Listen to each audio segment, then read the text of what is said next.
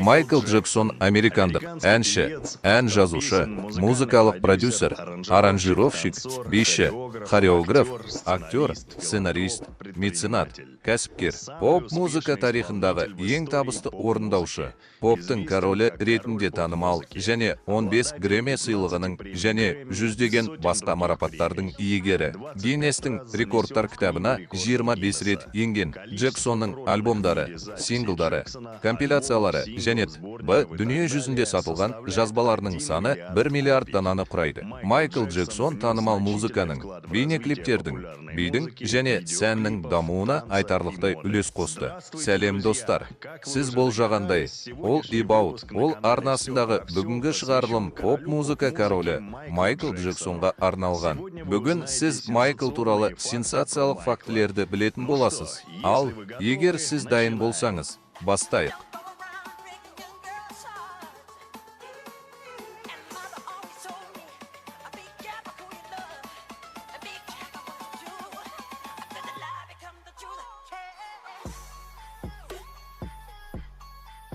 Майкл 29 тамызда 1958 жылы Джозеф пен Кетрин Джексонның отбасында дүниеге келген. Джексон әкесі оны бірнеше рет психикалық және физикалық тұрғыдан қорлады деп мәлімдеді. Алайда ол Джексонның жетістігінде үлкен рөл атқарған әкесінің қатаң тәртібін құрметтеді. Үлкен ағасы Майкл Марлан сипаттаған әкесімен қақтығыстардың бірінде әкесі оны төңкеріп ұстап, арқасы мен бөксесіне пышақ сұғып алған. Бір күні түнде Майкл ұйықтап жатқанда, әкесі оның бөлмесіне терезеден кіріп кетті. Ол қорқынышты бетперде киіп, қатты айқайлап, гүрілдеді.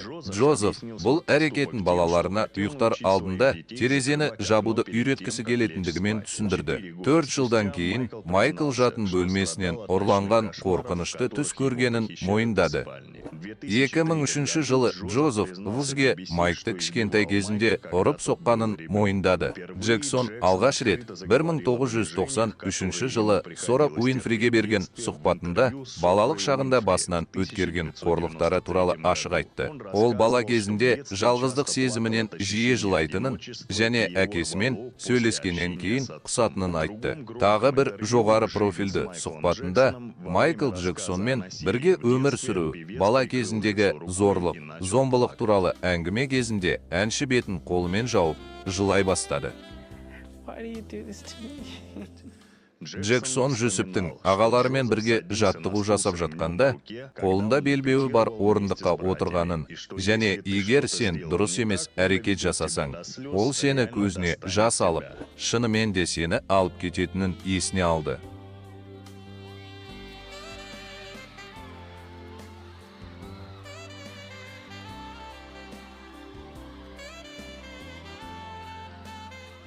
Майкл Джексонның денсаулығы мен сыртқы келбеті 1984 жылдың 27 қаңтарында Джексон ағаларымен бірге Pepsi жарнамасына түсті. Режиссердің өтініші бойынша ол пиротехникалық құрылғылардың қауіпті маңында қалып қойды. Оның шашы өртеніп, Джексонның бас терісі 3-ші дәрежелі күйік алған.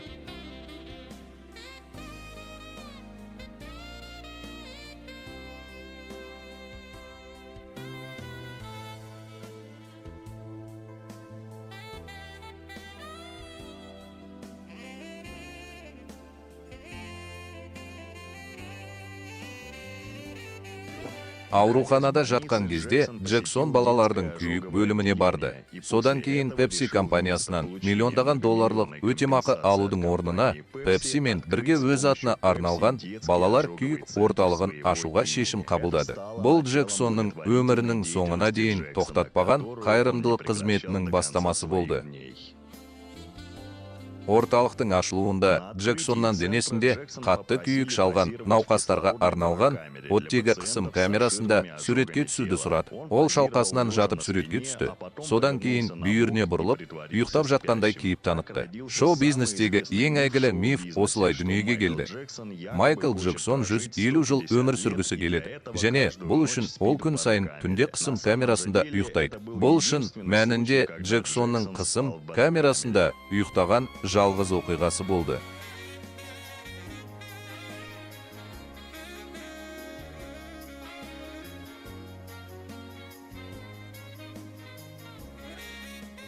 Сонымен қатар, күйіктен кейін Джексон зақымдалған терісі мен бас терісін қалпына келтіре бастады. Содан кейін ол мұрнына және иегіне операция жасауды шешті. Мұның бәрі вегетариандық диетаға көшу және салмақ жоғалтумен бірге әншінің сыртқы келбетінде айтарлықтай өзгерістерге әкелді. Бұл үнемі баспасөзде талқыланатын тағам болды.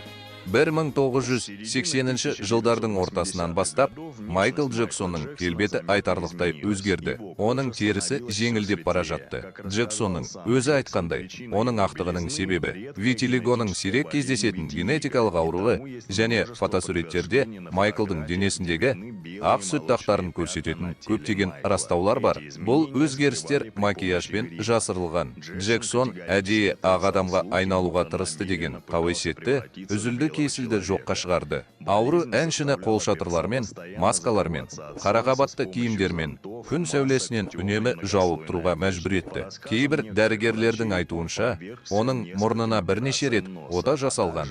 Сонымен қатар маңдайын көтеру, ернін жұқарту, шекке, қабағына ота жасау және иегіне шұңқыр жасау. Хирург Арнольд Клейн әншінің мұрнына ота жасатқанын растады. Әншінің өзі мұрнының пішінін 2 рет қана өзгерткенін, сондай-ақ иегіне шұңқыр жасағанын айтқан. Қалғанының бәрін ол медициналық бетперде киген жүздерін үзілді кесілді жоққа шығарды. Джексонның мұрны бұзылып жатыр. Мұрнын қалпына келтіру үшін пластикалық ота жасатуға тура келді деген қауесет тарай бастады. Кейінірек Джексон көпшілік алдына мұрнына патч тағып шықты. Орындаушының өзі бұл аллергияға байланысты киген жансыздандыратын патч екенін айтты. Хирург Арнольд Клейн кейіннен Майклдың тыныс алу қабілетін қалпына келтіру үшін әншінің мұрнына операция жасағанын растады.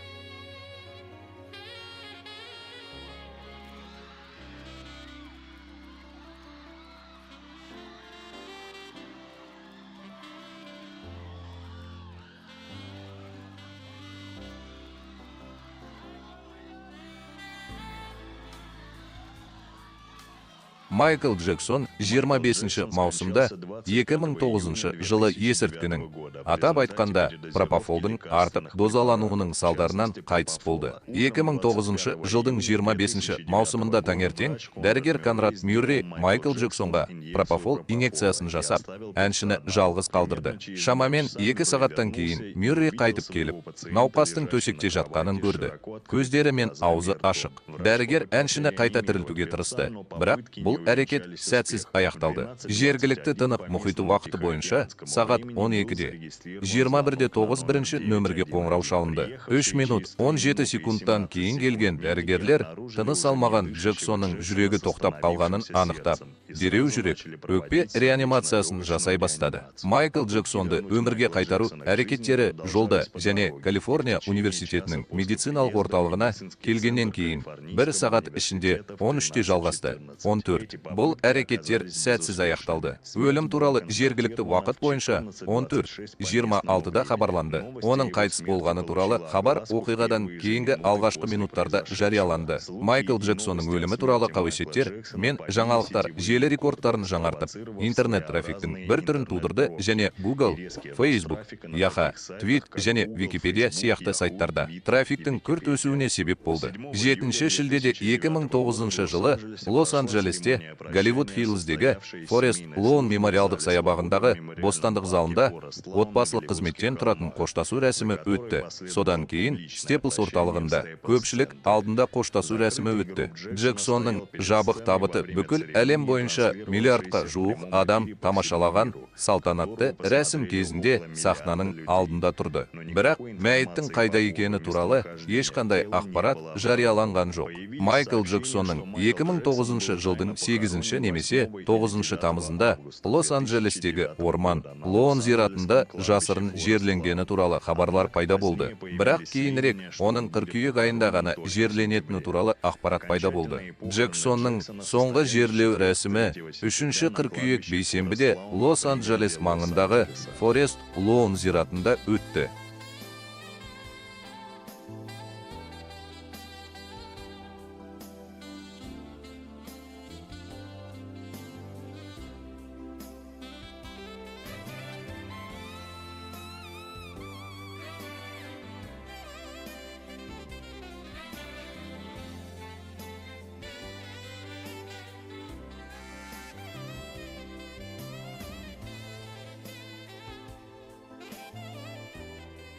Бүгінгі достар, Майкл Джексон туралы ақпарат пайдалы болды деп үміттенемін. Видеоның астындағы лайкты басып, арнамызға жазылуды ұмытпаңыз. Біздің команда Майкл туралы екінші шығарылым дайындап жатыр. Онда поп-музыка королі Майкл Джексонның тірі екендігі туралы сенсациялық кадрлар көрсетіледі. Барлығына сәттілік және көптеген табыстар. Кездескенше.